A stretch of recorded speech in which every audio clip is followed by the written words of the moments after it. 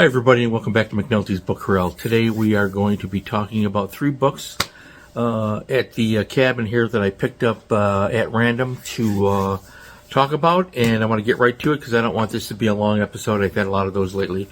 James A. Michener, Tales of the South Pacific. James A. Michener was born, I have my handy dandy notes here, 1907, 1997. This book was published in 1947. It is a character study, a series of stories. Each one is kind of a character study of part of the war effort and the people involved in that war effort. And most of them are told in the first person. I've read quite a lot of James Michener's books, not all of them, but stuff like Texas and Centennial are great books for you to read. Whoa, I almost dropped my notes. So if you're unfamiliar with him, I'm going to recommend this as a good place to start. This was his first book, 1947. I've been doing for a number of years a bunch of essays I've been writing about on post-war literature. It's not for publication. I'm just writing them for my own history, and I may do something with them later. I'm not sure.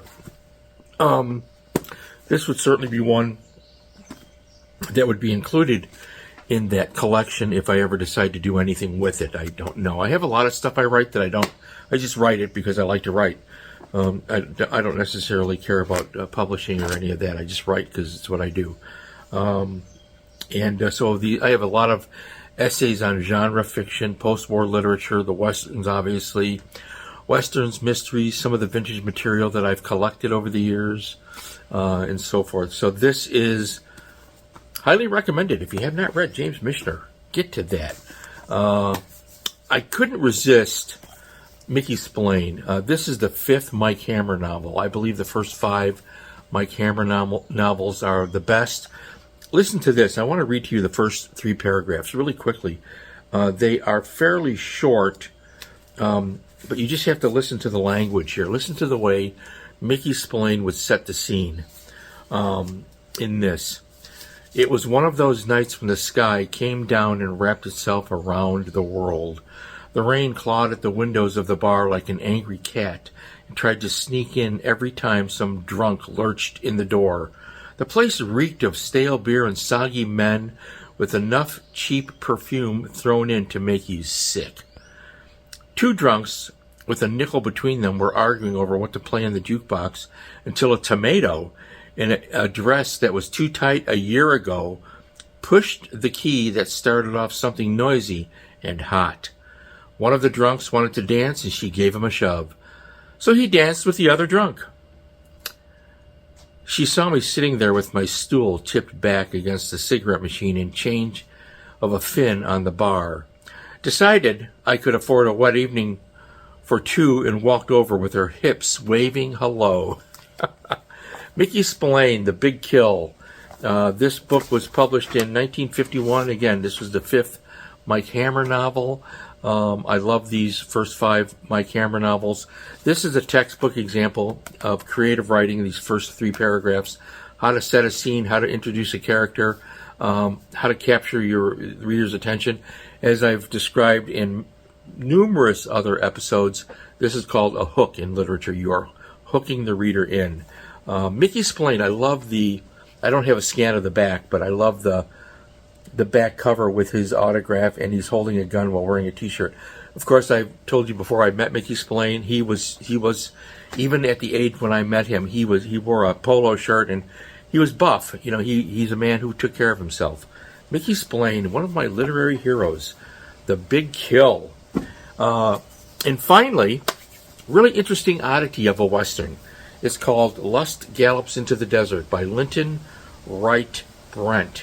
I have a scan of this. This is an adult Western long before The Gunsmith and Long Arm and all of those other series became so popular. This is from 1965. I have some notes on Linton Wright Brent. Interesting guy. So he was an actor, and he worked in film in uncredited roles and in credited roles as henchmen and gangsters and reporters and whatever job he could get for quite a few decades. He was born in 1897 and he died in 1981. His filmography goes up to the 50s, I believe. I I don't know what he did after he was done acting. His father was a banker and a businessman, and he helped develop the Brentwood neighborhood in Los Angeles, hence the name Brent. This book is also published by Brentwood Publishing, which was obviously his brand, their brand, whatever. So a little bit of background on his very interesting career. Again, I don't know what happened to him for the final decades of his life. Perhaps somebody knows. I don't see his filmography goes on.